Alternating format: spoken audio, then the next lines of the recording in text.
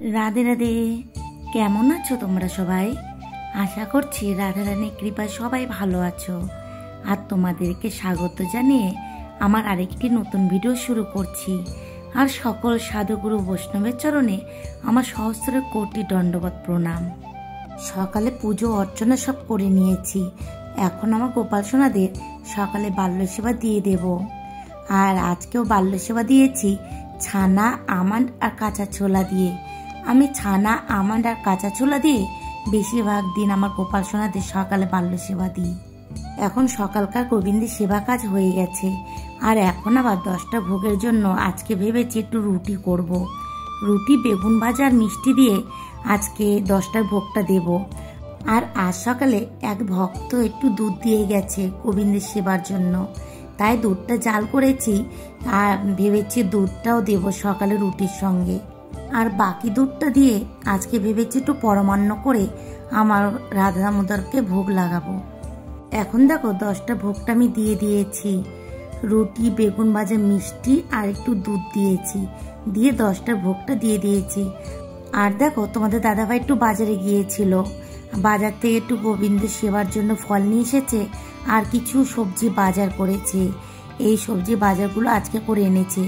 অল্প কিছু এখান থেকে নিয়ে রান্না করব আর রেখে দেব ফ্রিজে, আবার অন্যদিন করব। আর চন্দনাদি একটু মান দিয়ে গিয়েছিল, তাই ভেবেছি আজকে মান আর আলু দিয়ে রসা রান্না করব। আর দেখো বাজারে একটু শুকনো লঙ্কা নিয়ে এসেছে। এই শুকনো লঙ্কাটা একটু রোদে দেব, তারপরে একটা কৌটোতে তুলে রাখবো। আর দেখো সবজি আমান্নি করে নিয়েছি আর মশলাটা করে নিয়েছি। যেহেতু মানের রসা হবে তাই একটু ঝালটা বেশি দিয়েছি। এখন দুপুরের রান্না বসিয়ে দিলাম।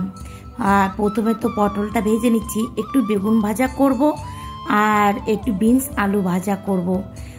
আর আলু সেদ্ধ মাখা আর মানের রসা, এই দিয়ে আজকে আমার রাধা দামোদরকে ভোগ লাগাবো দুপুরে।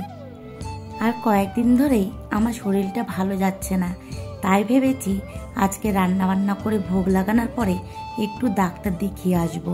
আর দেখো উপরে উনুনে পরমান্নটা বসিয়ে দিয়েছি। গোবিন্দভোগ চাল দিয়ে পরমান্নটা রান্না করছি। আর চালটা আমি অনেকক্ষণ আগে ভিজিয়ে রেখেছিলাম।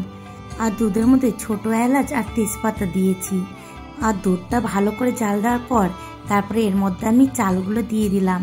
এখন চালটা সেদ্ধ হয়ে গেলে আমি এই খেজুরের গুড়গুলো দিয়ে দেব। আজকে খেজুরের গুড় দিয়ে পরমান্ন রান্না করছি, কারণ এখন যেহেতু খেজুরের গুড় পাওয়া যাচ্ছে তাই ভেবেছি যে কয়দিন পাওয়া যায় একটু আমার গোপাল সোনাদের খেজুরের গুড় দিয়েই পরমান্ন করে দেব। আর এখন দেখো মানের রসাটা আমি বসিয়ে দিলাম। আর মানগুলো নাকি খুবই ভালো, একটু মুখ ধরে না। চন্দনাদি সেই কথাই বলল। আর এদিকে পরমান্নটাও হওয়ার দিকে। এখন এই গুড়গুলো দিয়ে দিলাম এর মধ্যে। সম্পূর্ণ গুড় লাগেনি, অল্প লেগেছে, অল্পই দিয়েছি পরিমাণ মতো। আর যারা যারা আমার কমেন্ট করেছো আর যারা যারা আমার ভিডিওগুলো দেখো তাদের সকলকে জানাই অসংখ্য ধন্যবাদ। এইভাবেই তোমরা সবাই আমার পাশে থেকো। আর শম্পা দিদি ভাই, তুমি আগের এক ভিডিওতে বলেছিলে দাদা ভাইয়ের শরীর এখন ভালো আছে। আমি শুনে খুব খুশি হয়েছি যে দাদা ভাই এখন একটু ভালো আছে। আর দিদি ভাই তুমিও ভালো থেকো। আর তুমি আর একটা কমেন্টে বলেছ হোলির দিন স্কনের মন্দিরে গিয়ে তুমি গোবিন্দের চরণে, নিতাই গৌরের চরণে আবির দিতে পারোনি, কারণ বাড়িতে তোমার পুজো ছিল। সেই কারণে তুমি পরে গিয়ে সকলের চরণে আবির দিয়ে এসেছো। খুব ভালো করেছো দিদি ভাই। দিদি ভাই তুমি ভালো থেকো আর এইভাবে আমার পাশে থেকো। আর আজকে তো দেখলে তোমাদের দাদা ভাই ভোগ লাগিয়েছে দুপুরে। আর ভোগের পর তোমাদের দাদা ভাইকে প্রসাদ দিয়েছি, আমিও প্রসাদ পেয়েছি। পেয়ে এখন আমি ডাক্তার দেখাতে যাচ্ছি। আমি আর চন্দনাদি যাব।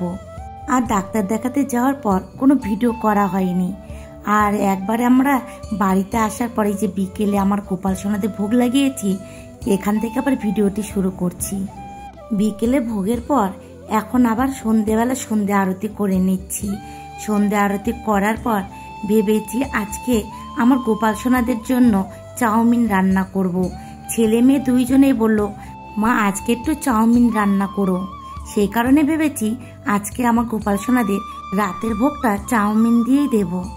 আর সন্ধ্যা আরতি হওয়ার পর আমি চাউমিনের সব সবজিগুলো আমান্নি করে নিয়েছি। টমেটো, ক্যাপসিকাম, আলু আর বাঁধাকপি আর কয়েকটা কাঁচা লঙ্কা নিয়েছি। এখন দেখো কড়াই আমি তেল দিয়ে একটু জিরা সম্বারা দিয়েছি আর এর মধ্যে কাঁচা লঙ্কা দিয়ে দেবো। তার মধ্যে একে একে সব সবজিগুলোই দিয়ে দেব। আর সব সবজিগুলো দেওয়ার পর আমি পরিমাণ মতো লবণ আর হলুদ দিয়ে দেব।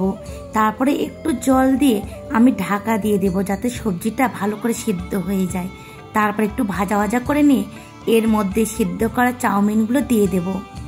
আর চাউমিনটাও আমি সিদ্ধ করে রেখে দিয়েছি। আর এই চাউমিনের মধ্যে একটু বাদাম দিয়ে দেব। আর আদিত্য ভাই, তুমি আমায় বলেছো দিদি ভাই অনেকদিন পরে তোমাকে কমেন্ট করলাম, তুমি কেমন আছো? ভাই, অনেকদিন পর তোমার কমেন্ট পেয়ে আমারও খুব ভালো লেগেছে। তুমি তো দেখলে আমার শরীরটা খুব একটা ভালো নেই, আজকে ডাক্তারের কাছে গিয়েছিলাম। আর ভাই, তুমি কেমন আছো তুমি আমাকে জানিও। আমি রাধারানীর কাছে কামনা করি আমার রাধারানী যেন সকলকে খুব ভালো রাখে। আর ভাই, তোমাকে জানাই অসংখ্য ধন্যবাদ আমাকে কমেন্ট করার জন্য। আর তুমি ভালো থেকো আর এইভাবে আমার পাশে থেকো। আর এখন দেখো চাউমিনটা আমার হওয়ার মধ্যেই। এখন চাউমিনে একটু বাদাম দিয়ে দেব। তারপর একটু নেড়ে চেড়ে নিয়ে নামিয়ে আমার রাধা দামোদরকে ভোগ লাগাবো। আর ভোগ লাগানোর সময় একটু শসা দিলে ভালো হয়, কিন্তু আজকে শসা বাড়িতে ছিল না, তাই আমি আজকে শসা দিইনি। আর ইতি, তুমি আমাকে যা যা বলেছ তোমার এই উত্তরগুলো আমি পরে ভিডিওতে দেব। তুমি কিছু মনে করো না, আজকে কিছু বলতে পারলাম না বলে। ইতি, তুমি ভালো থেকো আর তোমার প্রতি রইল আমার অনেক অনেক ভালোবাসা। আর এখন আমার রাধা দামোদরের রাতের ভোগটা লাগিয়ে দিয়েছি। আর আমার এই ভিডিওগুলো যদি তোমাদের একটু ভালো লেগে থাকে তাহলে অবশ্যই একটা লাইক, একটা কমেন্ট করে দিও। আর যারা আমার নতুন বন্ধু তারা একটা সাবস্ক্রাইব করে দিও। আর আজকের ভিডিওটি আমি এখানে শেষ করছি। তোমরা সবাই ভালো থেকো আর এইভাবে আমার পাশে থেকো। রাধে রাধে।